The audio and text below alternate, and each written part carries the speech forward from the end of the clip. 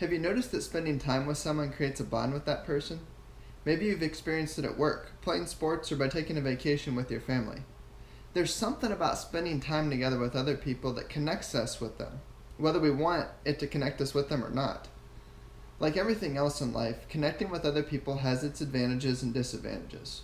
One of the most important advantages of human connection is that married couples have the opportunity to experience relational fulfillment and a deep, intimate relationship with one another. But the natural connection which takes place between humans can also wreak havoc on our marriage. We can find ourselves bonding more with other people than with our spouse, causing us to feel very disconnected from the person that, well, we love the most. If you want to have a successful marriage, then I would encourage you and your spouse to intentionally carve out time in your busy schedules to spend focused time with one another. Now, this naturally may lead you to the question of, how much time should you spend with one another? My answer, it all depends. There's no apply-to-all answer to this question. But in research conducted by Willard Harley, author of the best-selling book His Needs, Her Needs, he concluded that couples who maintain love for one another intentionally spend 15 or more hours a week together. Now that's a lot of time. Does every married couple really need to spend that much time together? Well, not necessarily, since it depends specifically on you and your spouse. But of the married couples Willard Harley surveyed, the ones who are most satisfied in their marriage spend at least 15 hours a week together. How does anyone have time for that? Well, with everything else going on in our lives, the truth is that we don't. This is where we have to prioritize what's most important to us.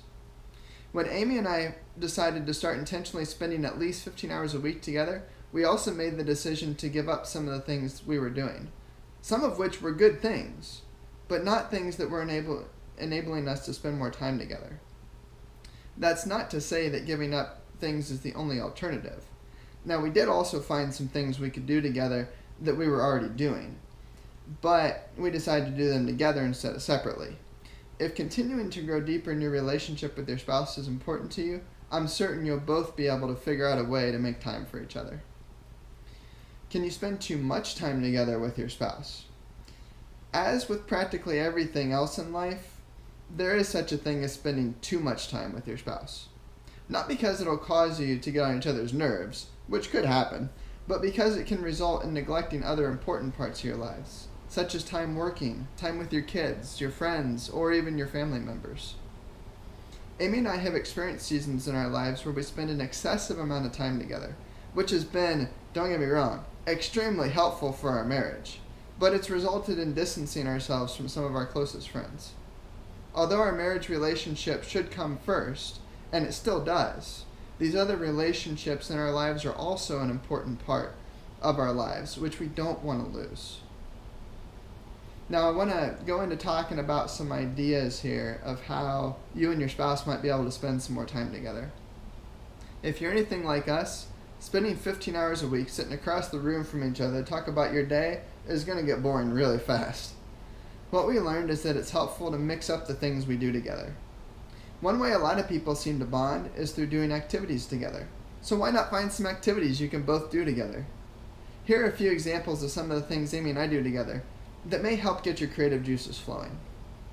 We go for walks together, we go fishing together, we play tennis together, we watch movies together, we play video games together, we go to live sporting events together, we clean the house together, we go kayaking together, and of course, we do things that husbands and wives do together when they're alone in their bedrooms. Do we both enjoy all of these activities? Not exactly. Personally, I don't particularly like watching movies, especially if the movies are chick flicks. But Amy loves watching chick flicks, so I sacrifice sometimes and I watch movies with her. Amy doesn't particularly like fishing, but she sacrifices sometimes and goes fishing with me. There's virtually nothing on the list of things that we do that we both enjoy doing equally. But we've both learned how to do things we may not necessarily want to do, but can do in order to spend time with each other. Intentionally spending more time together has resulted in us cutting back on some of the activities we used to do that we couldn't or didn't want to do together. For example, I stopped playing all competitive sports except for hockey in order to spend more time with Amy. Likewise, Amy stopped doing some of the after-work activities she was involved in order to spend more time with me. Neither playing sports nor engaging in after work activities, or really most other activities, are bad activities. They simply weren't as important to us as spending time together. We've learned that it's not about what we do, but it's about who we do it with.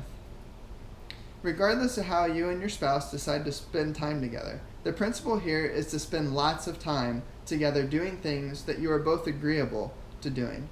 You'll be amazed at how much more connected you'll feel to your spouse.